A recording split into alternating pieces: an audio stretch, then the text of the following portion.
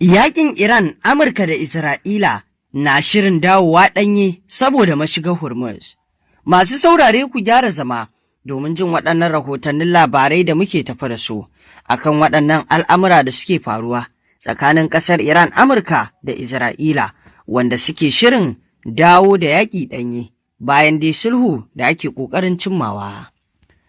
Amurka ta ƙaddamar da jerin harare da ta bayyana a matsayin masu ƙarfi kan Iran bayan wasu harare da aka kai wa jiragen dakon mai na kasuwanci guda 3 a mashigar Hormuz. Hukumar rundunar sojin Amurka CENTCOM ta ce manufar farmakin ita ce Tehran ta gane kurakuranta kan hare-haren da ta kai kan wasu jiragen ruwa na kasuwanci a wannan yankin wato na ruwa na duniya.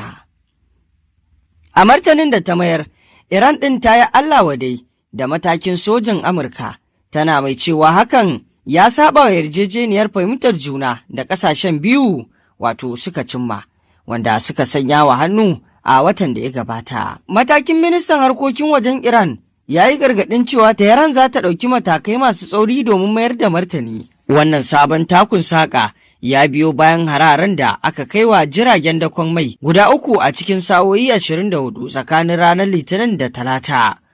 Hukumar kula da kasuwancin ruwa ta Birtaniya UKMTO ta ce jiragen da aka kai wa harin sun lalace, amma babu mutumin da ya rasa ransa ko ya jikkata. Wani jami'in Amurka ya bayyana hararen a matsayin abin da ba za a amince da shi ba, yana mai cewa Iran za ta fuskanci sakamakon abin da ta aikata.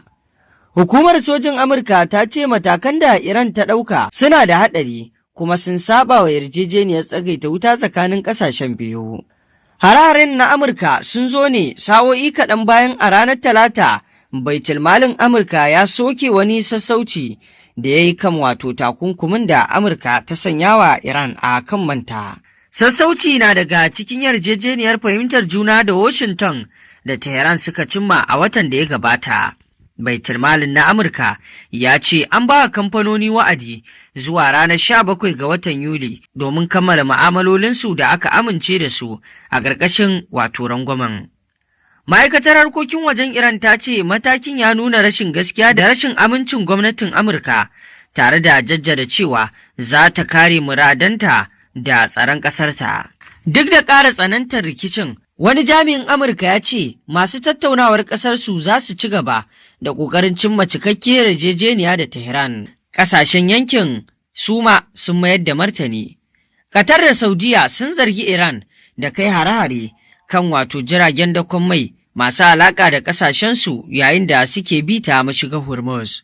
Qatar ta ce Iran ce ke da cikakken alhakin harin da aka kai wa wani jirgi na mai suna Ar-Rakayat, tare da wato yin kira ga Tehran da ta dakatar da duk wani mataki da ke barazana ga tsaron yankin da kuma samar da wato makamashi a duniya. Ita ma Saudiya ta zargi Iran da kai hari kan jirgin dakon mai suna Wadiyan, tana mai cewa hakan barazana ne ga zirga-zirgar jiragen ruwa ta ƙasa da ƙasa da kuma wato tsaron makamashi a duniya. Iran ta yi watsi da zarge-zargen. Mai magana da yawun ma'aikatar harkokin wajen Iran, Ismail Baƙa'i, ya ce irin waɗannan zarge-zargen ba su dace da kyakkyawar makwabtaka ba.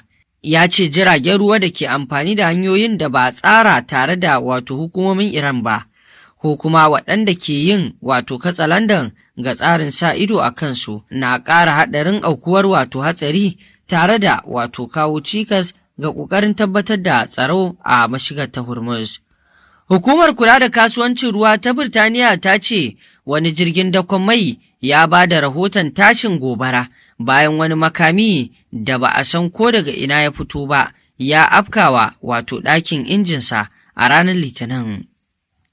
A wasu hararen biyu da aka wato kai a ranar Talata, wani ya faɗa kan wani jirgin ruwa yayin da yake fita daga mashigar, amma ya ci gaba da tafiyarsa, yayin da wato wani jirgin kuma wanda shi ma harin ya faɗa kansa ya ɗan lalace kaɗan. Sabon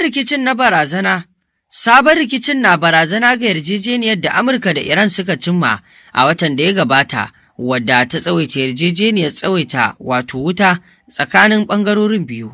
yarjejeniyar ta kunshi kawo ƙarshen tashin hankali da tabbatar da cewa Iran ba za ta mallaki makamin nukiliya ba, tare da samar da wani asusun dala biliyan 300 domin sake gina tattalin arzikin ƙasar Iran. Haka kuma yarjejeniyar ta tanaji tattaunawa tsakanin Iran da Oman tare da sauran ƙasashen yankin game da makomar tafiyar da harkokin mashigar Hormuz. Mashigar na daga cikin muhimman hanyoyin safarar makamashi a duniya, inda kusan kashi 1 cikin 5 na man fetur da iskar gas na duniya ta nan ke bi cikinsa. Iran ta kulle mashigar bayan hararen da Amurka da Isra'ila suka kai mata a farkon wannan shekara, sannan ta fara neman ƙarin iko wajen kula da zirga-zirgar jiragen ruwa a yankin. Rahotannin kafafen yada labaran Iran sun ce a ƙarshen sabuwar yarjejeniyar, Tehran da Oman za su rika haɗa kai wajen tafiyar da mashigar, ciki har da yiwuwar sanya wani haraji da jiragen ruwa za su rika biya domin amfani da hanyar.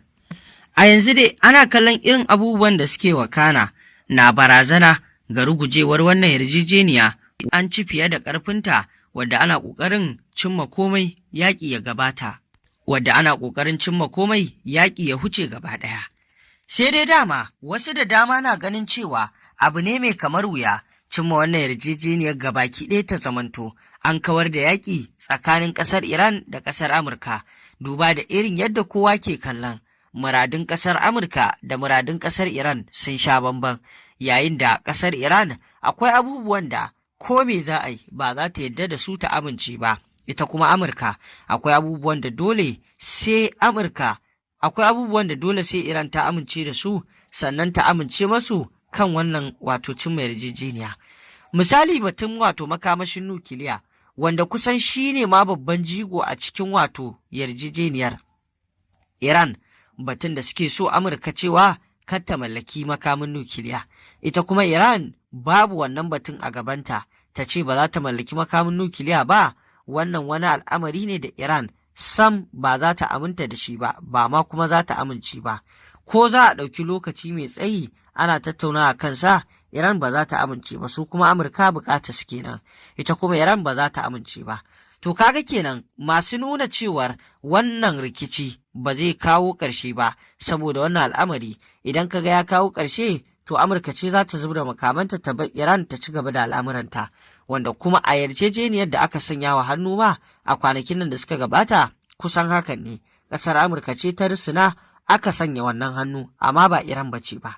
To kaga dai wannan batu na makamashin nukiliya, Iran idan har bata mallake shi ba, to ƙasar Amurka da Isra'ila ba za su daina raina ta ba, kuma ba za su daina masu cin kashi ba. Mallakar makamin nukiliya shi kaɗai ne hanyar tsanin tsira gare su daina fuskantar dukkan waɗannan tume-tume da ma dai sauran abubuwa da Amurka da Isra'ila ke masu. To masu saurare me za ku ce kan yadda wannan yaƙi ke neman dawowa ɗanye tsakanin ƙasar Iran, Amurka da Isra'ila? Mun gode.